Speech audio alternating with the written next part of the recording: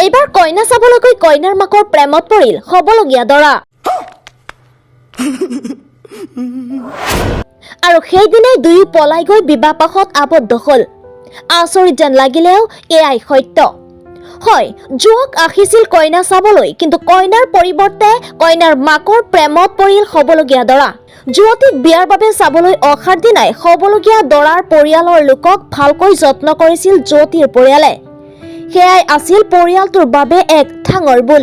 নিজ জীয়েকৰ পৰিৱৰ্তে মাতৃ পলাই গল হবলগীয়া দৰাজনৰ সৈতে। জানিব পৰা মতে এজন যুৱক বিয়াৰ বাবে আহিছিল এজনী ছোৱালী চাবলৈ, যিখন ঘৰত যুৱকজনক বহুত যত্ন লোৱা হৈছিল। কিন্তু যুৱকজনৰ পচন্দ নহল যুৱতীগৰাকীক। কিন্তু যুৱকজনৰ চকুত পৰিল বিয়াৰ বাবে চাবলৈ যোৱা যুৱতীগৰাকীৰ মাকৰ ওপৰত। ইয়াৰ পিছতেই তেওঁ ছোৱালীজনীৰ মাকৰ সৈতে পলায়ন কৰে। উক্ত ঘটনাৰ লগে লগে অঞ্চলটোত তীব্ৰ চাঞ্চল্যৰ সৃষ্টি হৈছে। কিছু সময় পিছত মহিলাগৰাকীৰ স্বামীয়ে থানাত এজাহাৰ দাখিল কৰে। আৰক্ষীয়ে লগে লগে গোচৰ পঞ্জীয়ন কৰি মহিলাগৰাকীৰ সন্ধান বিচাৰি তদন্ত আৰম্ভ কৰিছে।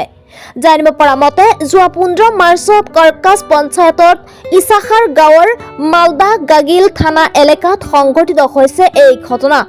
মহিলাগৰাকীৰ স্বামীয়ে বহু ঠাইত বিচাৰ খোচাৰ কৰে যদিও এতিয়ালৈকে বিচাৰি পোৱা নাই মহিলাগৰাকীক। স্বামী গজুলে কয় যে তেওঁৰ ছোৱালীজনী বিয়াৰ যোগ্য। মই তাইৰ বাবে দৰা বিচাৰি আছিলো। 15 মাৰ্চত এজন যুৱকে নিজৰ ছোৱালীজনীক বিয়াৰ বাবে চাবলৈ আহিছিল, কিন্তু সি মোৰ পত্নীৰ লগতহে পলায়ন কৰিলে। যুৱতীগৰাকীৰ মাতৃৰ বিষয়ে এই পৰ্যন্ত কোনো তথ্য লাভ কৰা হোৱা নাই বুলি জানিব পৰা গৈছে। আত্মীয়ৰ পৰা জানিব পৰা মতে মহিলাগৰাকীয়ে 3টা সন্তান এৰি যুৱকজনৰ সৈতে পলায়ন কৰে।